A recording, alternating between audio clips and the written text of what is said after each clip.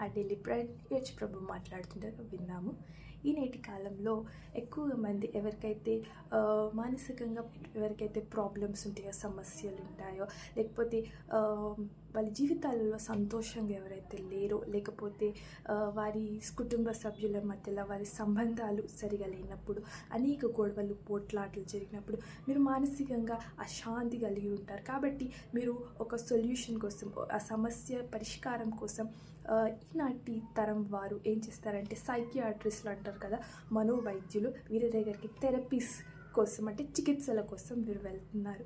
కానీ మనం చూసుకుంటే ఎవరైతే పేషెంట్స్, ఎవరైతే ఇట్లా మానసికమైన సమస్యలు కలిగి ఉన్న వారు ఎవరైతే ఇటువంటి సైకియాట్రిస్ట్ల కాడికి వెళ్తారో ఎక్కువ మంది ఒక ప్రాబ్లంతో పోతారు కానీ 7 ప్రాబ్లంలతో తిరిగి వస్తారు.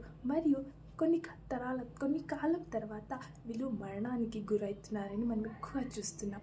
మరియు సమస్యలు తీరనప్పుడు ఈ సైకియాట్రిస్ట్లను మీరు ఎందుకు కలుస్తున్నారు? ఎందుకు వీరి నుంచి ఒక సొల్యూషన్ కోసం, మీ సమస్యలకు పరిష్కారం కోసం ఎందుకు వెతుకుతున్నారు? కానీ బైబిల్ దీని గురించి ఏం చెప్తుంది, ప్రభు హెచ్చరిక ఏందో తెలుసుకుందాం. ఆత్మీయంగా మనం చూసుకుంటే ఎవరైతే మనోవైద్యులు ఉంటారో వీళ్ళు సాతానుతో చాలా సన్నిహితంగా పనిచేసే సేవకులు, సాతాను సేవకులు.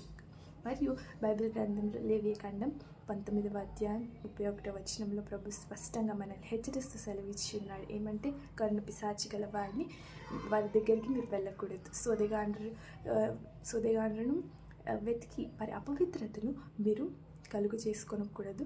మీ దేవుడు నేను యెహోవాను నేనే అని ప్రభు సెలవిచ్చున్నాడు. కాబట్టి ఈ వీరి దగ్గరికి వెళ్తే అనేకమంది దురాత్మలతో వీరు ఇంకా పీడిస్తారు, కానీ మీ సమస్యలకు పరిష్కారం వీరి దగ్గర ఉండదు.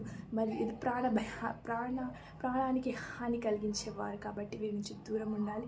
ఎందుకంటే వీరి దగ్గరికి మీరు వెళ్తే మీరు ప్రభువుకి జలసి, అసూయ కలిగి మరియు ప్రభువు యందు మీరు పాపం చేసిన వారు అవుతారు. కాబట్టి దీని గురించి మీరు జాగ్రత్త పడాలని ప్రభు హెచ్చరిస్తున్నాడు. మరియు యేసు ప్రభువే ప్రతి సమస్యకి పరిష్కారం. కాబట్టి యేసుని మీరు ప్రార్థనలతో, ఉపవాసాలతో మీ సమస్యలకు పరిష్కారం ప్రభు తప్పక ఇస్తాడు. కాబట్టి ప్రభువు నుంచే మీ సమస్యలకు పరిష్కారం కోరాలని ప్రభు కోరుచున్నారు. మరియు మీకు తెలిసిన వారు, మీ రాబోయే తరాలకు ఇటువంటి మనోవైద్యుల గురించి మీరు హెచ్చరించాలని ప్రభు కోరుచున్నారు.